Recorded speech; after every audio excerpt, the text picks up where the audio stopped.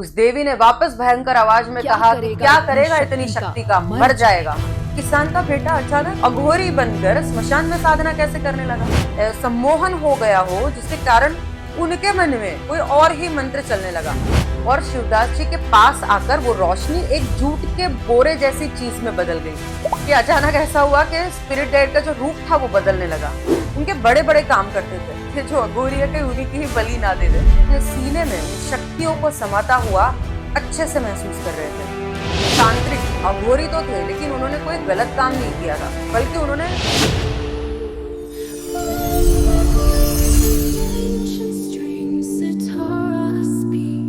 Hello friends, मैं दीप्ति शर्मा एक बार फिर आपके सामने अपने चैनल सितारा स्पीक्स पे सन्यासी शिवदास जी की एक कहानी का जो 5वां पार्ट है उसको लेकर आई हूँ। अब मेरे YouTube चैनल पे ऑलरेडी फर्स्ट, सेकंड, थर्ड और फोर्थ मतलब कि 4 पार्ट्स में ऑलरेडी डाल चुकी हूँ। स्टोरी बहुत इंटरेस्टिंग है। अगर आपने वो 4 पार्ट्स नहीं देखे हैं तो आपको 5वां नहीं समझ में आएगा, इसलिए जब मैं ये स्टोरी डालूंगी तो उसके साथ में आगे के वीडियोस के जो लिंक्स हैं वो भी डाल दूंगी। और साथ में मेरी चैनल पे जो है एक मैंने प्लेलिस्ट भी क्रिएट की हुई है, तो आप वहां जाके भी ये सारी स्टोरीज देख सकते हैं वन बाय वन। शुरू करते हैं हमारे 5th पार्ट को। तो जैसा कि मैंने लास्ट पार्ट में बताया था कि शिवदास जी का एक अगला पीएलआर मेरे साथ में यानी कि दीप्ति शर्मा के साथ में स्केड्यूल हुआ था। तो मेरा उनसे उनके सारे अनुभवों के बारे में पहले से ही हमारी ये डिस्कशन होती रहती थी, तो इसलिए मुझे कुछ ज्यादा पूछने की जरूरत थी नहीं। तो वो जानना चाहते थे कि क्या क्षेत्रपाल के अलावा और भी कोई शक्ति है जो उनकी रक्षा करती है, और अगर करती है तो वो सारी शक्तियां जो है वो उनको प्राप्त कैसे हुई। तो जब मैंने पीएलआर स्टार्ट किया तो शिवदास जी जो थे वो खुद से ही ट्रांस में जाने लगे, वो चले गए।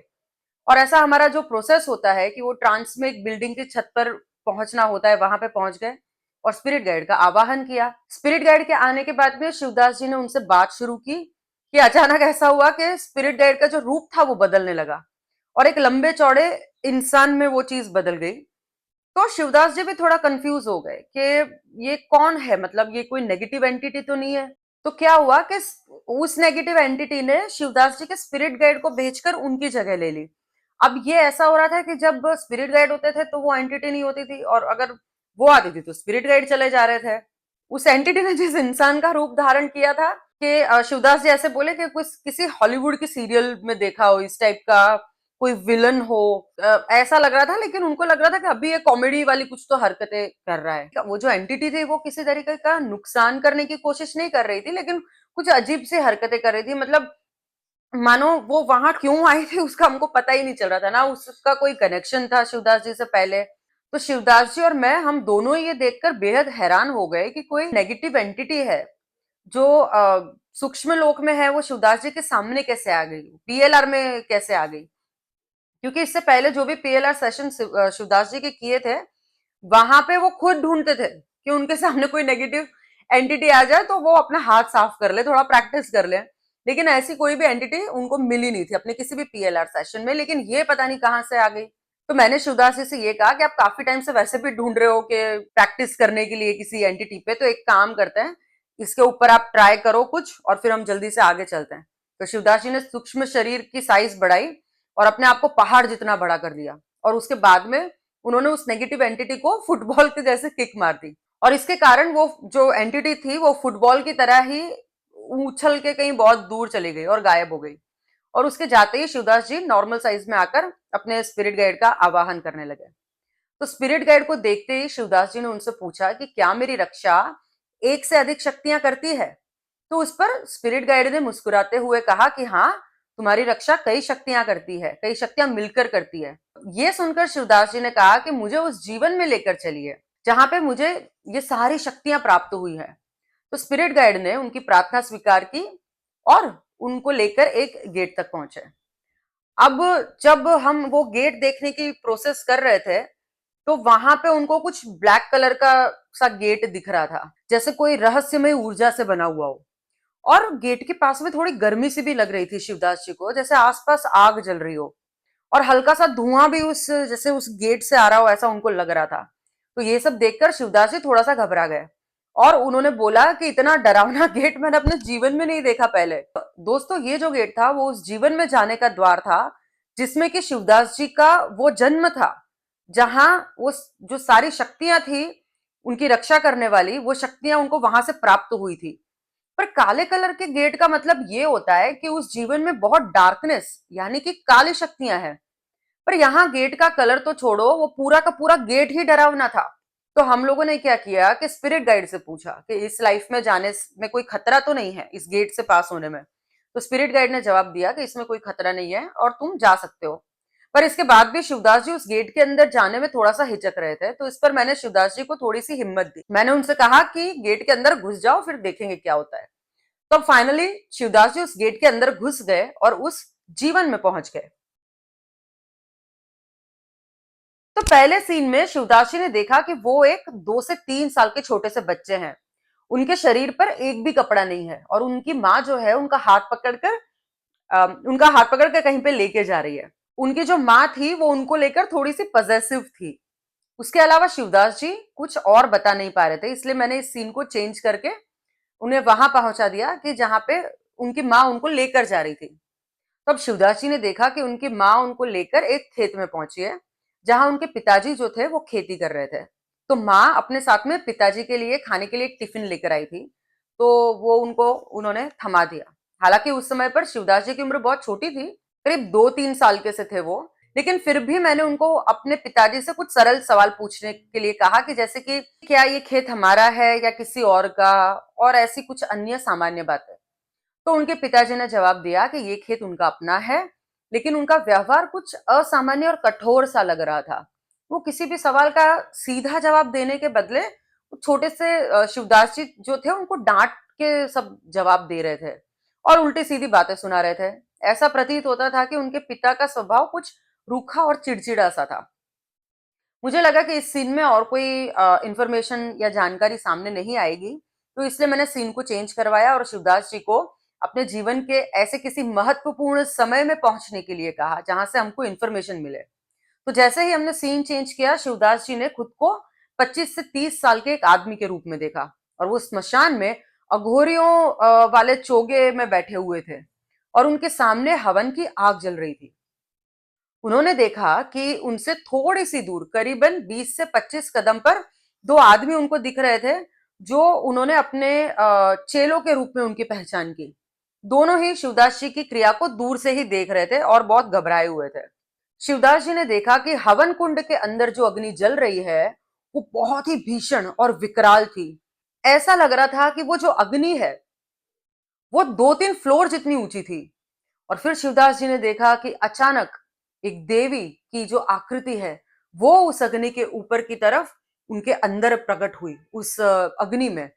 शिवदास जी को आग से बनी हुई वो जो देवी थी वो आधी अधूरी सी थोड़ी दिखाई दे रही थी। फिर उन्होंने देखा कि उस देवी की आकृति से वो बात कर रहे थे। उस देवी ने कहा एक बहुत भयंकर आवाज में कि क्या चाहिए। शिवदास जी ने जोर से जवाब दिया, शक्ति। उस देवी ने वापस भयंकर आवाज में कहा कि क्या करेगा इतनी शक्ति का, मर जाएगा। तो शिवदास जी ने कहा, दे दे, नहीं मरूंगा।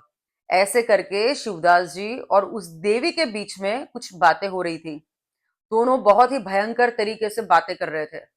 इसके बाद शिवदास जी ने देखा कि उस देवी के हाथ से एक रोशनी निकली और शिवदास जी के पास आकर वो रोशनी एक जूट के बोरे जैसी चीज में बदल गई। अब जब हम ये पीएलआर कर रहे थे और शिवदास जी बोल रहे थे जूट का बोरा, तो मुझे समझ ही नहीं आ रहा था, मतलब मैं उसको कनेक्ट ही नहीं कर पा रही थी। पर वो जो थे वो कुछ ऐसा जूट बैग के रूप में उस शक्ति को आइडेंटिफाई कर रहे थे, तो जिसके ऊपर नीले रंग की टेप से 3 से 4 क्रॉस बने हुए थे। शिवदास जी को ऐसा महसूस हुआ जैसे उनको उस जन्म में कोई शक्ति प्राप्त हुई है, परंतु ये शक्ति इतने जन्मों के बाद में भी खुद को जाहिर नहीं करना चाहती है। इसलिए ये कुछ अजीब सा विचित्र सा रूप उनको दिखाई दे रहा है उस शक्ति का। शिवदास जी को यह समझ में नहीं आ रहा था कि ये देवी कौन है जो अग्नि में प्रकट होकर उन्हें शक्तियां दे रही है। उन्होंने अपने दिमाग पर थोड़ा सा जोर डाला तो बार बार आवाज आई, काली, काली माँ। तो मैंने शिवदास जी को बताया कि अवश्य ही ये शमशान काली है, जिन्होंने शिवदास जी को दर्शन दिए हैं और ये सारी जो शक्तियां हैं वो प्रदान की है। दोस्तों, आप लोगों को जिन्हें ये नहीं पता है उनको मैं बता दूं कि माँ काली के अनेक रूप हैं, लेकिन मुख्य रूप से उनके जो 4 रूप हैं उनको प्रमुख माने जाते हैं। दक्षिणा काली, शमशान काली, भद्र काली और महाकाली, जो दक्षिणा काली माँ है, वो माँ काली का एक सौम्य रूप है जो भक्तों को वरदान और अभय प्रदान करता है। दक्षिण काली की पूजा करने वाले मृत्यु पर विजय पा सकते हैं और उनकी पूजा करने से भक्तों को भय से मुक्ति और शत्रुओं पे विजय प्राप्त होती है। जो स्मशान काली है, माँ काली का शक्तिशाली और भयानक रूप है, जिन्हें स्मशान भूमि की देवी माना जाता है। उनका जो मंदिर है वो अक्सर स्मशान में ही होता है और उनकी पूजा जो है वो मुख्य रूप से तांत्रिक और अघोर पंथ के अनुयायी करते हैं। इन्हें विनाश, समय और परिवर्तन की देवी माना जाता है। भद्रकाली माँ काली माँ का एक सौम्य और शुभ रूप है, जिन्हें शुभ काली कहा जाता है। वे भक्तों को मंगल और सौभाग्य प्रदान करने वाली मानी जाती है। महाकाली हिंदू धर्म में समय और मृत्यु की देवी है, जो अक्सर देवी काली के एक बड़े या विकराल रूप के तौर पर देखा जाता है, जो ब्रह्म की अंतिम वास्तविकता से जुड़ी है। वह सभी चीजों की उत्पत्ति है और पूर्ण रात्रि व समय की शक्ति का प्रतीक है। चलिए अब वापस लौटेंगे शिवदास जी की कहानी पर। अब इस सीन में ऐसा हुआ कि शिवदास जी को स्मशान में बैठकर हवन करते हुए और शक्तियां प्राप्त करते हुए देखकर खुद शिवदास जी और मुझे भी यही लगा कि शायद शिवदास जी कोई तामसिक साधना करने वाले अघोरी या तांत्रिक हैं। अब तांत्रिक साधनाओं में नकारात्मक भावनाएं जो होती है, जैसे कि क्रोध, अहंकार और ईर्ष्या, इनसे प्रेरित होकर ईश्वर की आराधना की जाती है, या फिर शत्रुओं का नाश, अवैध तरीकों से सफलता पाने का, या केवल दिखावे के लिए किसी कार्य को संपन्न किया जाता है। इसमें तामसिक शक्तियां जैसे कि भैरव और काली की पूजा भी की जाती है और इसके लिए उग्र नियम, विरोधी और विनाशकारी विधियों का भी प्रयोग होता है, जैसे किसी जीव की बलि देना, शराब अथवा मांस का भोग देना आदि। अब वापस सीन चेंज हुआ और शिवदास जी ने अपने आप को एक गुफा के अंदर देखा। शिवदास जी अपने दोनों चेलों के साथ में उसी गुफा में रहते थे। उन्होंने देखा कि दूर दूर से लोग अपने काम की रिक्वेस्ट लेकर शिवदास जी से मिलने के लिए आते थे। उन्हें अलग अलग तरह के काम करवाने के लिए रिक्वेस्ट भी करते थे और उनकी फीस के रूप में वो जो लोग थे वो शिवदास जी को कुछ फल देके चले जाते थे या छोटी मोटी गिफ्ट दे देते थे। तो शिवदास जी थोड़े से फल लेकर ही खुश हो जाते थे और अपनी शक्तियों से उनके बड़े बड़े काम करते थे, क्योंकि शायद उनका जो मेन गोल था वो शक्ति और सिद्धि पाने का था। अब लोग उनकी इन शक्तियों से डरते भी थे लेकिन उनका सम्मान भी करते थे। मेरे ख्याल से उस जीवन में जब हमने ये पूरा पीएलआर किया तो उनका जो मकसद था, उनका जो मोटिव था शिवदास जी का, वो किसी और को नुकसान पहुंचाने का या फेमस होने का या पैसों का ऐसा कुछ भी नहीं था। वो सिर्फ अपने खुद के लिए शक्तियां चाहते थे। तो मैं थोड़ी ताज्जुब में आ गई कि एक किसान का बेटा अचानक अघोरी बनकर स्मशान में साधना कैसे करने लगा। इसलिए मैंने शिवदास जी को याद करने के लिए कहा कि वो अघोरी कैसे बन गए, उनके साथ ऐसा तो क्या हुआ था। तो अचानक शिवदास जी अपने बचपन के उस मूवमेंट पे चले गए जिस मूवमेंट ने उनका जो पूरा लाइफ का पाथ था वो चेंज कर दिया। तो उन्होंने देखा कि वो अपने माता पिता के साथ में रहते थे। जो माता पिता थे उनके व्यवहार से वो परेशान होकर 15-16 साल की उम्र में घर से भाग गए थे और घर छोड़ के भागते भागते वो स्मशान में पहुंच गए, जिसमें 4 अघोरी बैठे हुए थे। तो उनको बहुत भूख लग रही थी, इसलिए वो उन अघोरियों के पास ही चले गए। अभी उनको मन में डर लग रहा था कि ये जो अघोरी है कहीं उन्हीं की ही बलि ना दे दे, लेकिन फिर भी कुछ भी कर कर वो, उनको शायद भूख इतनी लगी थी कि वो उन अघोरियों के पास चले गए खाना लेने और इस बहाने उनकी बातचीत होने लगी उन अघोरियों के साथ में। उन अघोरियों को भी कोई ऐसा चाहिए था जो उनकी सेवा कर सके, उनके छोटे मोटे काम कर दे। तो इसलिए उन लोगों ने क्या किया कि शिवदास जी को उन्होंने अपने पास ही रख लिया ताकि वो शिवदास जी जो है उनके काम कर सके। बच्चे से तो थे ही 15-16 साल के। अब अघोरी शिवदास जी को जो जो काम बोलते थे तो शिवदास जी उसको पूरी श्रद्धा से कर देते थे। कहीं ना कहीं कुछ तो बीज था ही, इसी वजह से वो वहां पहुंचे थे और बदले में वो शिवदास जी को अपने साथ रखते और खाना दे देते थे। तो ऐसा करते करते कुछ साल निकल गए और वो जो अघोरी थे वो शिवदास जी की जो सेवा थी उससे वो बहुत खुश थे। तो धीरे धीरे उन अघोरियों ने शिवदास जी को अपनी विद्या सिखाना शुरू कर दिया और कुछ ही वर्षों में शिवदास जी ने उनकी सारी विद्याएं सीख ली। अब उस जन्म में शिवदास जी की जो इष्ट थी वो माता काली थी। अघोर साधना की गूढ़ विद्याओं के माध्यम से उन्होंने माता काली को प्रसन्न किया और उनसे अनेक दिव्य शक्तियां प्राप्त की। और यही कारण था कि पहले के एक दृश्य में जो हमने देखा कि स्मशान में स्वयं माता काली प्रकट होकर शिवदास जी को शक्तियां प्रदान कर रही थी।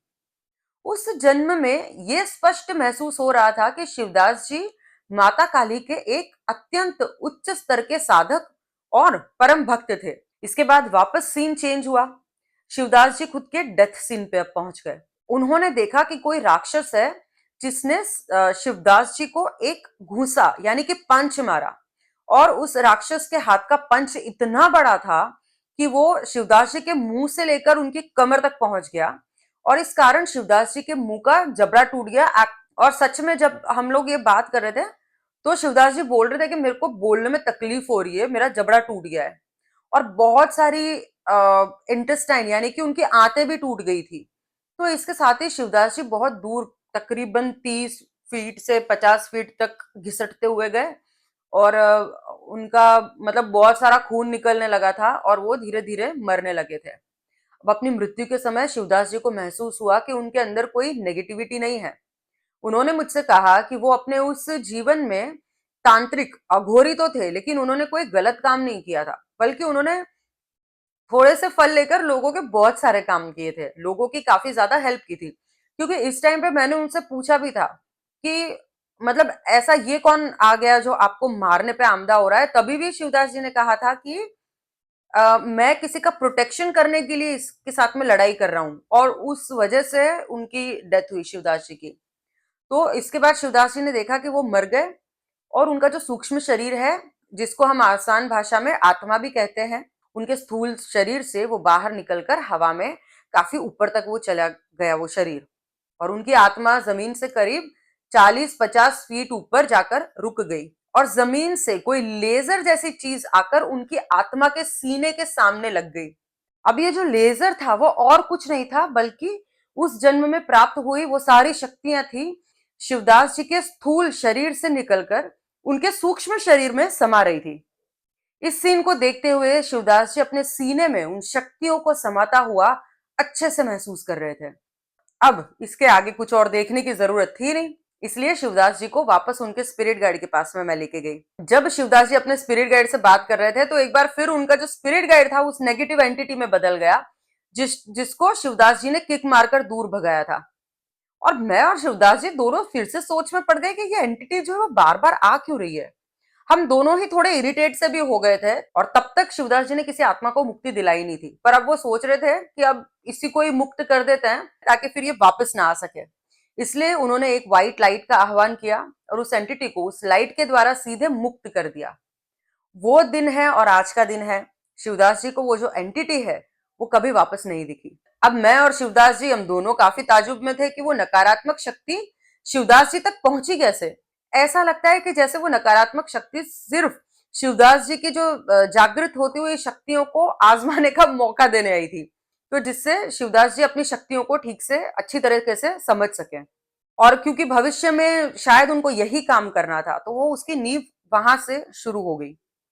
तो शिवदास जी ने अपने सूक्ष्म रूप का आकार बड़ा करके देख लिया, उन्होंने एक आत्मा को मुक्त करके देख लिया, और असलियत में उन्हें ये सब कुछ बहुत ही आसान लग रहा था। उनको ये महसूस हो रहा था कि सूक्ष्म लोक में वो जैसा भी चाहे कर सकते हैं। उनकी ये सोच आगे जाकर सच भी साबित हुई। संभावना है कि हम इस सीरीज के आगे के पार्ट्स में उनका ये पहलू भी देखें। हालांकि मैं उनके द्वारा किए गए नेगेटिविटी रिमूवल केसेस तो आपके सामने मेरी चैनल पे लेकर आऊंगी ही, और उन केसेस में भी आप लोगों को ये पता चलेगा कि कैसे शिवदास जी सूक्ष्म लोक में अपनी इन शक्तियों को काम में लेकर सेवा करते हैं। ये जो एहसास था उनके लिए एक गहरा मोड़ साबित हुआ, क्योंकि इसके बाद वो कभी भी अपनी इन क्षमताओं को हल्के में नहीं लेते थे। धीरे धीरे उन्होंने इन ऊर्जाओं पर नियंत्रण और प्रयोग दोनों ही करना सीख लिया। मैं शिवदास जी द्वारा किए गए नेगेटिव रिमूवल केसेस तो आपके सामने अपनी चैनल पे रखूंगी ही।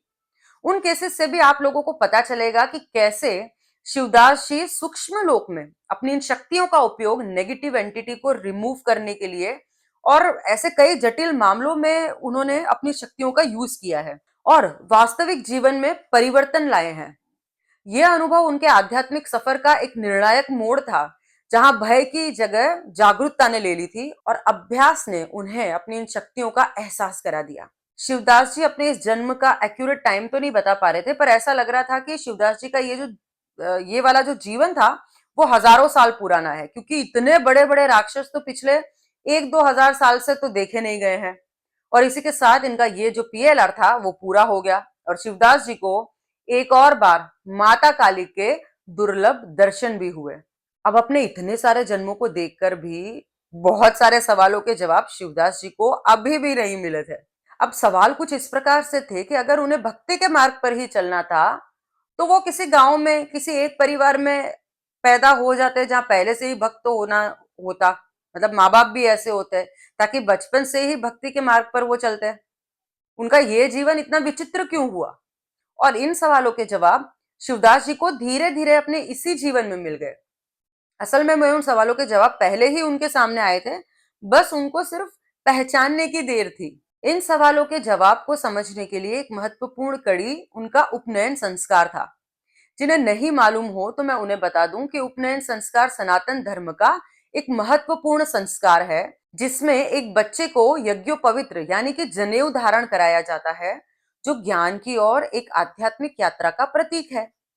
उपनयन संस्कार में किसी को भी गुरु बनाना जरूरी होता है। जो पंडित शिवदास जी का उपनयन संस्कार करवा रहा था वो किसी व्यक्ति विशेष को गुरु धारण करने के लिए शिवदास जी पर प्रेशर डाल रहे थे। तर लेकिन शिवदास जी ने डिसाइड कर लिया था कि वो भगवान शिव को ही अपना गुरु बनाएंगे। जब आप किसी भगवान को अपना गुरु बनाते हो तो भगवान का कोई विग्रह यानी कि भगवान की मूर्ति या चित्र को आप अपने कान के पास में लेकर आते हो और फिर आपको अपने मन में ही वो मंत्र सोचना होता है जिसकी आपको दीक्षा मिल रही है। उपनयन संस्कार में ज्यादातर गायत्री मंत्र की दीक्षा दी जाती है और शिवदास जी को भी गायत्री मंत्र ही मन में सोचने के लिए कहा गया। शिवदास जी शिवलिंग उठाकर अपने कान के पास ले गए और मन में मंत्र सोचने लगे। अब शिवदास जी को मन में तो गायत्री मंत्र सोचना था, लेकिन जैसे उन पर किसी तरीके का सम्मोहन हो गया हो जिसके कारण उनके मन में कोई और ही मंत्र चलने लगा और उनको लगा कि वो गायत्री मंत्र ही सोच रहे हैं। अब इधर पंडित ने पूछा कि क्या आपने गायत्री मंत्र मन में सोच लिया? तो जिस पर शिवदास जी ने हामी भर दी, लेकिन हर बार वो मन में कोई दूसरा ही मंत्र लगातार पूरी शक्ति से बोल रहे थे। फिर थोड़ी देर बाद में पंडित जी ने हवन करवाया और अब वापस मन में गायत्री मंत्र बोलते हुए फिर जोर से स्वाहा बोलकर आहुति देनी थी। तो अब की बार वापस शिवदास जी के मन में दूसरा मंत्र चलने लगा। तो पंडित जी खुद गायत्री मंत्र मन में सोचकर आहुति दे रहे थे, लेकिन शिवदास जी मन में दूसरा मंत्र बोलकर आहुति दे रहे थे। अब ये आहुतियां देते हुए शिवदास जी के मन में ये भी चल रहा था कि क्या फर्क पड़ता है अगर मैं मन में कुछ भी बोलूं, पंडित जी जो है वो गायत्री मंत्र की आहुति तो दे ही रहे हैं, तो मेरी आहुति भी गायत्री मंत्र की तरह ही जा रही है। तो शिवदास जी यही समझ रहे थे कि उनको गायत्री मंत्र की दीक्षा मिली है और इस तरीके से उनका उपनयन संस्कार पूरा हुआ था। उपनयन संस्कार पूरा होने के कई हफ्तों बाद में शिवदास जी को समझ में आया कि आखिर उस दिन हुआ क्या था। अब जाकर उन्हें समझ में आया कि उन्हें गायत्री मंत्र की दीक्षा नहीं मिली बल्कि एक दूसरे ही किसी मंत्र की दीक्षा मिल गई है। ये सब सोचकर वो खुद ताज्जुब में पड़ गए थे कि आखिर उनका दिमाग कहाँ खो गया था। खैर उस बहाने उनको अपने जीवन के असली गुरु और असली गुरु मंत्र भी प्राप्त हो गया, जो उन्हें उस समय नहीं पर काफी बाद में समझ में आया। अब ये वीडियो ऑलरेडी बहुत लंबा हो गया है, तो शिवदास जी की इस अद्भुत कहानी को मैं अगले पार्ट में शेयर करूंगी। लेकिन अगर आप लोग भी ये जानना चाहते हो कि आपके साथ कोई शक्ति है जो आपकी रक्षा करती है, तो आज ही सितारा स्पीक्स को आप कांटेक्ट कर सकते हैं। इसके आगे की कहानी जो मैं आप लोगों को बताऊंगी वो हमें ये सिखाती है कि जब कोई आत्मा जन्म लेती है तो अपने साथ केवल शरीर नहीं बल्कि अपने प्रारब्ध की भी पूरी कहानी लेकर आती है। कभी ये कहानी सरल होती है तो कभी अत्यंत जटिल, पर हर अनुभव हर मोड़ उसे उस मंजिल की ओर लेकर जाता है जहां से उसकी आत्मा की असली यात्रा शुरू हुई होगी, जिसके लिए उसका जन्म हुआ है। नियति जो है वो बड़ी अद्भुत है। वो हमें हमारे ही कर्मों का फल देकर धीरे धीरे उसी रास्ते पर चलाती है जो हमें हमारे असली उद्देश्य तक पहुंचा सके। और जिस पर भगवत कृपा होती है, जिन्हें जन्म से ही भक्ति का वरदान मिला होता है, उसका जीवन तो आम इंसानों से अलग होता ही है, क्योंकि उसका हर कदम किसी अदृश्य हाथ द्वारा निर्देशित होता है। ईश्वर स्वयं उनके जीवन की कथा लिखते हैं। अगले पार्ट तक के लिए आप लोग अपना ख्याल रखिए। वीडियो पसंद आया तो वीडियो को लाइक कीजिए, चैनल को सब्सक्राइब कीजिए और सबसे जरूरी बात, stay tune with Sitara speaks इस सन्यासी की आगे की रोचक और सच्ची कहानी जानने के लिए।